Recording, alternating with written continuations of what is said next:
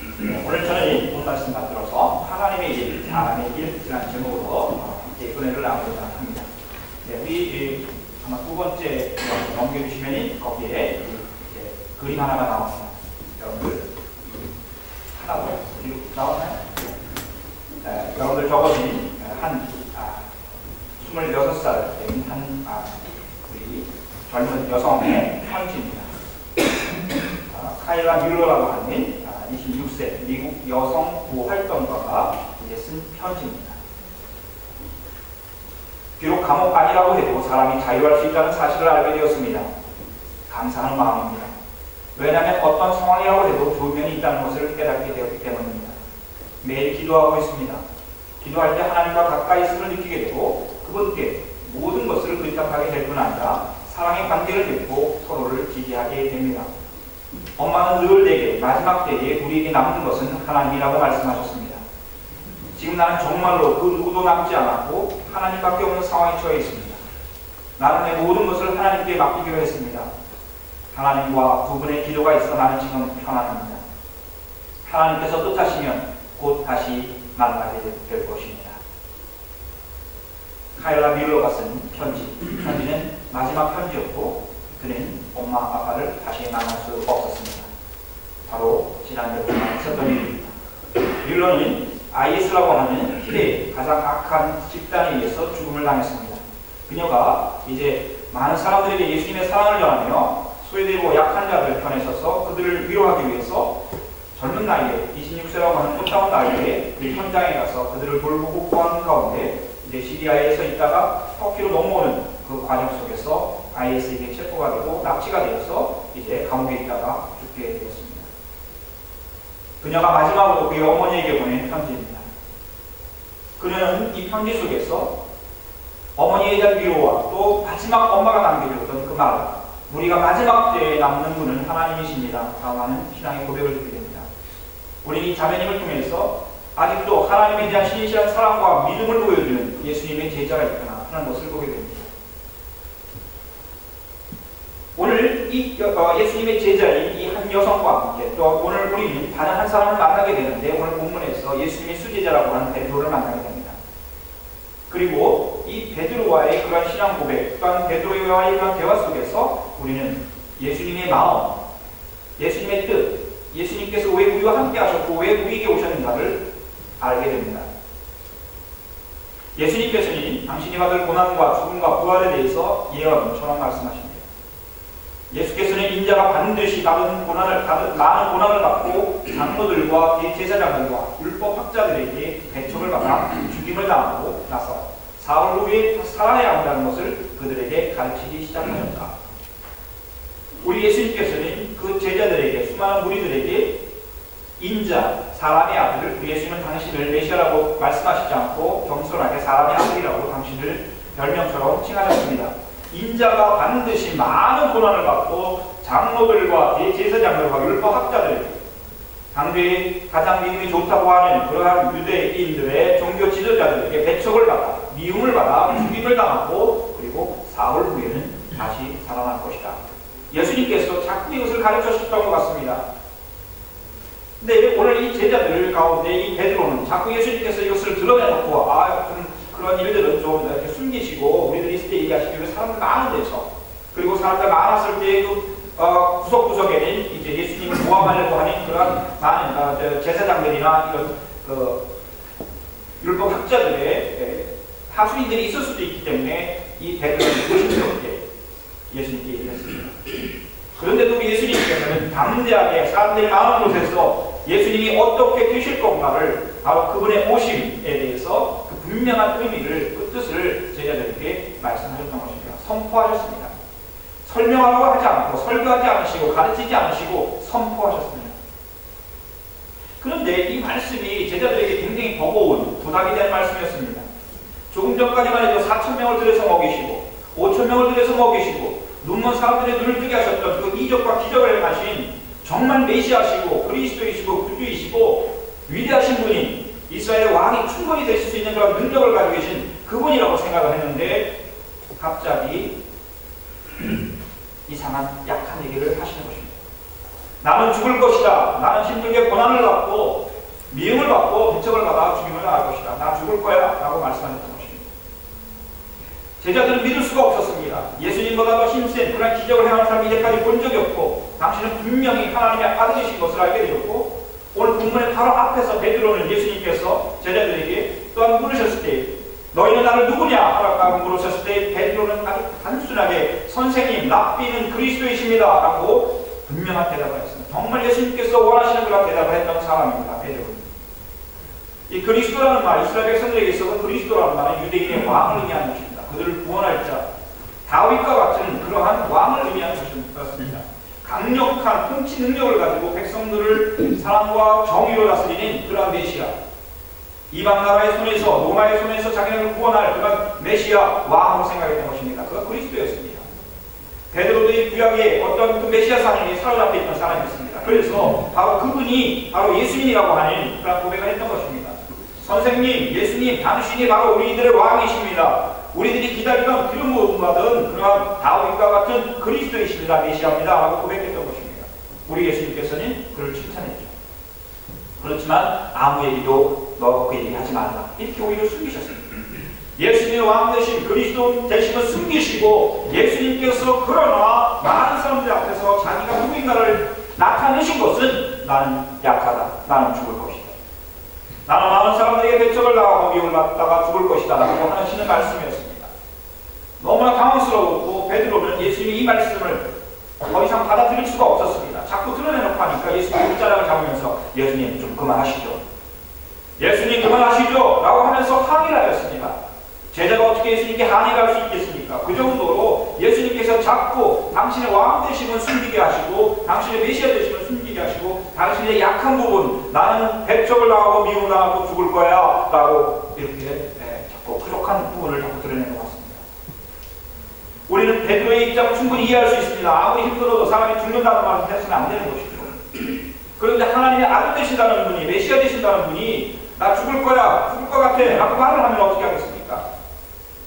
베드로는 너무 화가 나서 주님 좀 가만히 계시죠. 그 말씀 그만하시죠. 더 이상 듣기 싫습니다. 왜 그러십니까 주님? 우리 만난 지 얼마 되지도 않았는데 주님께서 그렇게 많은 이적을 행하시고 하나님 나라에 설교하시고 당신의 왕되심을 선포하시고 증거하셨는데 이제 나는 죽을 거라고 말씀하셨을 때 이 베드로는 너무나 힘들었던 것입니다. 주님께 항의할 때 우리 예수님께서는 못 이기는 척하고 그래 베드로야 미안하다. 내가 너무 심했나 보다. 안 그럴게 라고 하신 것이 아니라 더 강력한 말로 이 베드로를 꾸짖습니다. 그러나 예수께서는 돌아서서 자꾸 예수님께 항의하는 그 베드로에게 그만하시죠 그만하시죠 하는 베드로를 향해서 또한 제자들을 보시고 이 베드로를 꾸짖어 말씀했습니다. 사탄아 내 뒤로 물러가라. 너는 하나님의 일을 생각하지 않고 사람의 일만 생각하는구나. 예수님을 그리스도라고 고백했던 예수님의 수제자 너무 소중한 그 첫 번째 제자를 향해서 사탄아 내 뒤로 물러가라고 예수님께서 꾸짖습니다. 듣기 싫다는 것입니다. 그러면서 왜 그 사랑하는 제자에게 예수님을 메시아로 고백한 첫 번째 제자 정말 그 하늘의 비밀을 아는 그 제자를 향해서 사탄아 내 뒤로 물러가라 이렇게 예수님 말씀하셨을까요? 그것은 베드로는 사람의 일만 생각하는구나. 사람의 일만 생각했던 것입니다. 베드로는 하나님의 일을 생각하지 아니하고 사람의 일만 생각했다는 것입니다. 오늘 우리는 예수님의 말씀에 주의해야 합니다. 방금 예수님은 그리스도라고 고백한 베드로에게 마치 천기를 둘러싸지 말라는 식으로 당신의 당신 되심을 숨기셨던 그분께서 이제 또한 그 놀라운 비밀을 안 베드로를 향해서 사탄이라고까지 부를 수 있는 그 이유, 그것은 무엇이었겠습니까? 그것은 베드로가 하나님의 일을 생각하지 않았다는 것이고 정말 그렇다면 베드로는 사람의 일만 생각하였을까 우리가 생각해보는 것입니다. 정말 베드로가 사람의 일을 생각해서 그렇게 얘기하였을까요? 베드로는 바로 강력한 자기의 리더십을 가진 왕을 구했던 것입니다. 유대인들이 생각하고 있던 그 강력한 정치적 리더십을 가진 왕, 이 로마의 압제에서 자기네들 구원할 왕, 그런 강력한 능력을 가진 충분한 분이라고 기적을 행하시고 로마 병정이 아무리 수십만이 다가온다고 할지라도 예수께서 한 말씀만 하시면 박수를 수밖에 없는 그러한 완전한 그런 왕을 그는 기대했던 것입니다. 그리고 그분이 예수님이라고 생각했던 것입니다.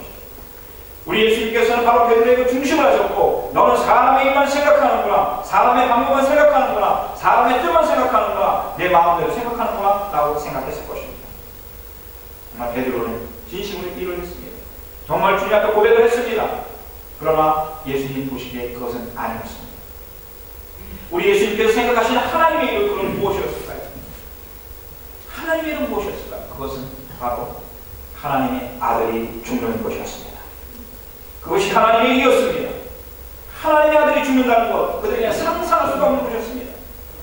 이제 주님이 일하실 때가 되었는데 하나님의 아들이신 그분이 죽는다는 것은 그들에게 있을 수 없는 것이었습니다. 베드로에게 더 그랬습니다. 제자들은 상상할 수 없었던 것이었지만 그것이 곧 하나님이 하시고자 하시는 일이었습니다. 하나님의 아들이 죽어야 하는 것, 그것이 하나님의 아들이 이 세상에 오실 목적이었던 것입니다. 그래서 우리 예수님께서는 나는 백석을 당하고 죽어야 하고 부활할 것이다 말씀하는 것입니다. 제자들에게 아무 소리 들리지 않고 오직 예수님이 죽을 것이라고 하니 마치 나약한 자의 고백처럼 예수님의 그 말씀을 들었던 것입니다.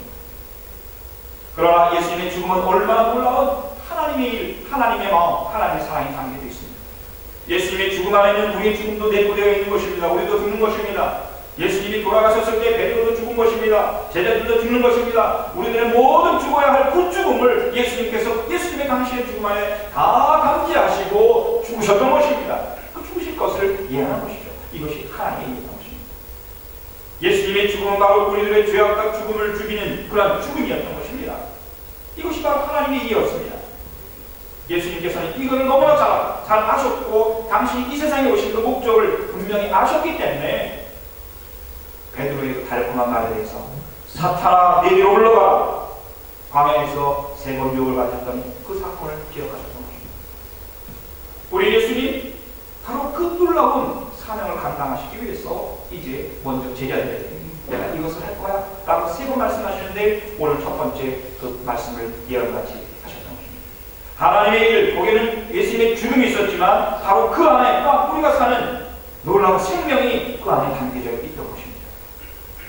이 일에 대해서 베드로가 예수님 그만하세요, 옷자락 붙잡고 항의했던 것은 예수님 죽지 마세요, 이 말은 곧 하나님의 하지 마세요, 하나님의 보내신 그 뜻 이루지 마세요 라고 했던 하나님의 일을 방해하고 가로막는 사탄의 그러한 계획이, 그러한 생각이 담겨져 있던 것입니다. 그래서 베드로를 향해서 그렇게 단호하게 꾸짖으셨던 것입니다. 그러면 과연 하나님의 일, 하나님의 일은 어떻게 이루어질 수 있겠습니까? 나를 따라오려고 하는 사람은 자기를 부인하고 자기의 십자가를 지고 나를 따라오라. 하나님의 일. 우리 예수님께서는 갑자기 이 말씀을 하시면서 바로 하나님의 일을 우리 주님 하실 뿐만 아니라 그 주님의 제자의 길을 따라올 자들에게 바로 어떻게 하나님의 일을 이룰 수 있을까에 대한 방법을 말씀하고 계십니다. 나를 따라오려고 하는 사람은 나를 따라오너라. 나를 따라오되 자기를 부인하고 자기 십자가를 지고 따라오너라. 제자들은 또 불편했을지 모르겠습니다. 예수님 때문에 정말 한 자리 할 수 있었는데, 좌의정 영의정 다 할 수 있었는데, 장관자리 하나 할 수 있었는데, 저 어우일 하던 거, 좋은 재산, 부위 다 내려놓고 주님 따라왔는데 다 내려놓고 포기하라고 하시네. 야, 너무하십니다. 더 뭘 포기한단 말입니까? 너무 옹졸하십니다. 그리고 죄수의 형틀인 저 사악한 최고의 사형 수의 형틀인 십자가를 지고 따라오라고 하시니 우리들이 무슨 죄를 지었길래 그런 추방무도한 자들이 받을 벌을 받으라고 하신다는 말씀입니다. 이해할 수도 없고 수달받을 수도 없습니다. 그런데 어떻습니까 여러분? 우리 제자들은 정말 나중에 모두 우리 예수님 그 길 따라가다가 다 자기를 부인하고 자기를 다 완전히 내려놓고 가룟유다를 제외한 모든 제자들이 십자가에서 거꾸로 죽거나, 베드로가 그렇게 죽었습니다. X자로 죽거나 안드레아가 그렇게 죽었습니다. 참수를 당하거나 정말 가장 고통스럽게 바로 그 제자들은 다 자기의 십자가를 지고 죽었던 것을 우리는 기억합니다. 예수님 예언하신 말씀 그대로 되었습니다. 나를 따르라 하던 그 말씀, 그때는 이해가 되지 아니하고 내가 어떻게 그렇게 할 수 있겠습니까? 라고 반항하고 항의하고 이해가 되지 않았지만 주님께서는 후일에 그 제자들이 다 그 길을 갈 것이라 다 아셨고 이 말씀을 하셨던 것입니다. 그리고 하신 말씀에 제자들을 향해서 다시 또 예언의 말씀을 하십니다. 누구든지 자기 목숨을 구하고자 하는 사람은 잃을 것이다. 누구든지 나와 복음을 위하여 걸어가 자기 목숨을 잃는 사람은 자기 목숨을 구할 것이다. 자기 목숨을 얻을 것이다. 잃지 않을 것이다. 이 말씀 굉장히 중요합니다. 이 말씀은 죽음을 강조하는 것이 아닙니다. 너희 죽을 거야 이렇게 말씀하시는 것이 아니라 어떻게 영원한 생명을 얻을 수 있고 어떻게 영원한 생명 안에 거할 수 있는가에 대한 답을 주시는 것입니다. 여러분, 생명이라는 것이 무엇입니까? 70년, 80년 길게 사는 것이 영원한 그의 생명을 참 살았다 하는 것이겠습니까? 아니면 우리가 건강해서 우리가 편리하게 사는 것이 이것이 생명이겠습니까? 여러분, 생명이란 무엇입니까? 심장이 막 빨리빨리 막 강하게 뛰고 또 우리가 정말 뭔가 이렇게 막 활동적인 것을 생명력이라고 하지만 생명입니까? 영원한 생명, 영생이란 무엇이겠습니까? 그리고 어떻게 사는 것이 영원한 생명을 사는 것일까요?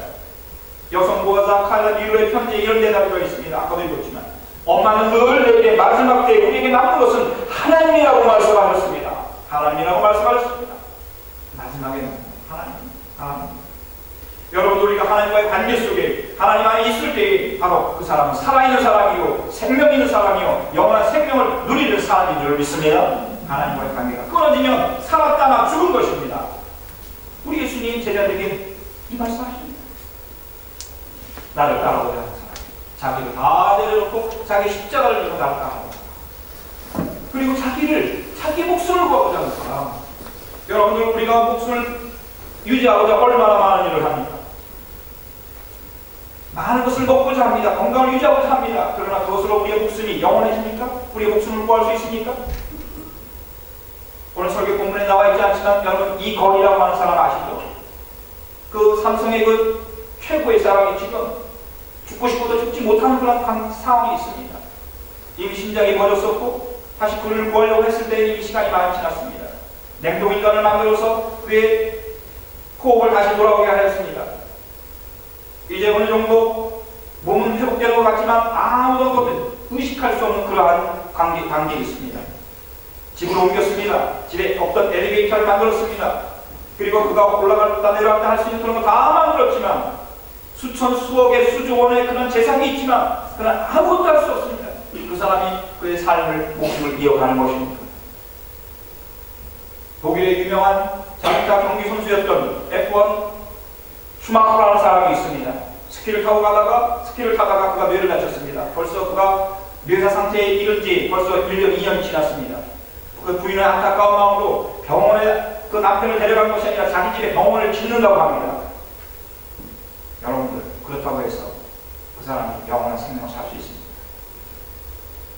내게 마지막 때에 우리에 남는 것은 하나님이라고 말씀하셨습니다. 하나님과의 깊은 관계에 있었을 때 우리는 죽어도 사는 은혜가 있을 줄 믿습니다. 하나님이 없다면 살아도 죽는 것입니다. 예수님께서는 그것을 제자들에게 말씀하신 거예요. 하나님께서 이 세상 모든 축복, 우리 가정, 데이터, 우리 전공, 은사, 모든 것 자녀 다 하나님의 선물로 주신 것입니다. 그러나 이것이 그런 의미와 가치를 가지려고 하면 우리가 하나님과의 온전한 관계, 하나님의 그 놀라운 생각 가운데 있어야 하는 것입니다. 그것이 세상 사람들과 하나님 없는 사람들과 하나님 있는 사람들과 차이가 있는 것입니다. 이 영원한 가치를 우리 예수님께서 제자들에게 이렇게 말씀하십니다. 사람이 온 세상을 얻고도 제 목숨을 잃으면 무슨 이익이 있겠느냐? 온 천하를 다 얻었다고 하고 세계 열방을 다 갖는다고 해도 자기 목숨 잃으면 무슨 이익이 있겠느냐? 이것이 지금 내가 죽는 내 육신의 영과 혼이 분리되는 그런 죽음을 의미하는 것입니까? 하나님과의 관계가 끊어진 상황에서 내가 죽는다면 사람이 제 목숨을 되찾는 대가로 무엇을 내놓겠느냐? 여러분, 사람의 생명과 세상 둘 중 어느 것이 더 중요합니까? 그렇죠, 생명의 것입니다. 여러분, 한 사람 한 사람의 생명이 너무너무 소중합니다. 이 세상이 아닌 이 세상보다 더 중요한 생명을 살리시는 것이 그러므로 하나님의 일인 것입니다. 그런데 사람의 일은 어떻습니까? 이상하게도 사람의 가치, 사람의 생명, 이것을 세상보다 더 중요하게 여긴다는 것입니다. 사람들은 삶의 생명보다 세상을 더 중요하게 여긴다는 것입니다. 여러분, 지금 이른들 이 주변의 모든 교회들, 그 교회들의 벽에는 천년의 그 교회들 벽에는 하얀 천리의 검은 글씨를 교회 벽에 지금 달아놓고 있습니다. Im Namen des Gottes darf nicht getötet werden. 신의 이름으로, 하나님의 이름으로 어떤 사람도 죽여서는 안 됩니다. 십계명에 나오는 말씀입니다. 살인하지 말라. 그 말씀이지만 나는 스코테스 하나님의 이름으로, 신의 이름으로 사람의 생명을 해쳐서는 안 된다는 것입니다.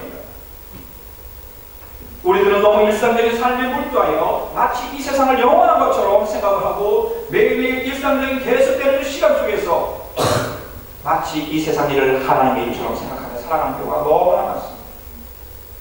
우리가 하나님의 일로 이 세상 살아나갈 때 세상 일이 하나님의 일이 될 수는 있습니다.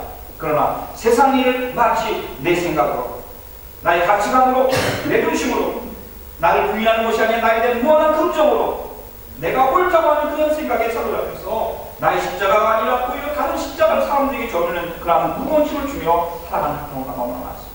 하나님의 일처럼 사람 일을 생각하며 살아가는 것입니다. 만약 우리 예수님께서 이 예루살렘에 와서 예수님께서 관심을 가지고 찾아갈 사람이 몇 명이나 있는지 정말 두렵고 궁금합니다. 그러나 더 중요한 것은 우리 예수님께서 관심을 가지고 찾아갈 그런 대상들은 너무나 많다고 하는 것을 우리가 생각하게 되는 것입니다. 오늘 2000년 전에 우리 예수님께서 굉장하게 오늘 우리들에게 이 시대를 또한 말씀하고 있습니다. 음란하고 죄가 많은 이 세대에서 누구든지 나와 내 말을 부끄럽게 여기면 인자도 자기 아버지의 영광에 쌓여 거룩한 천사들을 거느리고 올 때에 그를 부끄럽게 여길 것이다. 예수님 당시의 세대가 음란하고 죄가 많은 세대라고 말하였습니다. 예수님의 그런 판단입니다. 그들이 육신적으로 음란한 것도 있었겠지만 영적으로 음란하고 그들이 의롭다고 하여 죄가 많은 그런 시대였다는 것을 우리 예수님께서 선포하시고 분별하시고 그리고서 말씀하신 것입니다. 너희가 정말 나와 내 말을 우리 예수님께서 하신 말씀과 예수님께서 하신 예수님 당신을 부끄러워하지 않냐. 인자도 나도 아버지의 영광 가운데 가벼워 쌓여 거룩한 천사들과 함께 이 세상의 심판과 구원을 위해서 온전히 일 위해서 다시 재림할 때에 그를 부끄럽게 여기지 않을 것이다. 우리 예수님께서 다시 오실 때에 여러분 예수님께 자랑이 되는 여러분이 다 되시기를 간절히 축원을 드립니다. 여러분 바라보면 너무나 자랑스럽다. 너 힘들지 어렵지 세상적인 부와 그런 명예는 너가 없을지라도 너가 나 때문에 그것을 포기했지. 너가 그것을 누릴 수 있지만 나 때문에 그걸 다 내려놨지. 너 자신을 부인하고 나의 십자가를 너가 대주었구나. 그리고 너가 나의 내 말 나를 부끄럽지 않게 생각했구나. 오히려 나 때문에 내가 부끄러움을 세상에서 받았구나. 그래 나는 내가 자랑스럽다. 야 빨리 오구나. 너가 내 영광 가운데 나와 함께 하자. 오늘 예수님을 나의 구주라고 고백하면서도 하나님의 일과 사람의 일을 구별하지 못하는 베드로. 그 베드로로 의뢰는 바로 주님의 말씀, 주님 때문에 십자가를 지닌 그러한 사람이 되었습니다. 주님께서는 우리가 생각하는 것과는 다른 분이실 수 있습니다. 많은 경우에 그러므로 오늘 나를 찾아오셔서 너를 내려놓고 나를 따르라고 말씀할 수 있습니다. 그때 우리가 너무 놀라지 않아야 할 것입니다. 주님 제가 어떻게 저의 이것을 내려놓을 수가 있겠습니까? 제가 어떻게 주님을 따를 수 있겠습니까? 주님 따르기는 어려워요. 그러나 내려놓을 수 없습니다. 저의 십자가가 너무 무겁습니다. 주님 대신 져주세요. 여러분들 우리 주님께서는 그러나 말씀하십니다. 나를 따르려거든 나를 따라오너라. 너의 십자가를 져. 너를 부인하고 너를 주님께서 그렇게 나에게 말씀하실 때 여러분 너무 놀라지 않도록 깨어 기도하고 있어야 할 것입니다. 나보다 나를 더 사랑하셔서 당신의 생명을 내어신 주님을 위해 나는 무엇을 들을 수 있는지 정말 나는 주님을 위해서 이 세상에 이 가정 앞에서 가정에서 일터에서 자랑하며 부끄러워하지 않고 있는지 나의 주님을 정말 자랑하고 있는지. 칼로 밀러는 그렇게 말했습니다. 나를 위해서 저 아이에서 사람들과 협상하지 말라. 나를 살려내기 위해서 그들에게 굴복하지 말라. 그렇게 얘기하였습니다. 왜 그렇게 얘기했습니까? 죽음의 위험 앞에 있으면서 그에게는 마지막 하나님과 함께 있었기 때문에 엄마 아빠를 위로하며 그렇게 순교의 자리에 갔던 것입니다. 우리 주님 다시 오실 때 주님께서 진정으로 자랑스러워하시는 그런 축복의 사람들, 그런 우리 성도님들 다 되실 줄 믿습니다. 이 은혜가 함께 하시기를 간절히 축원을 드립니다. 아멘.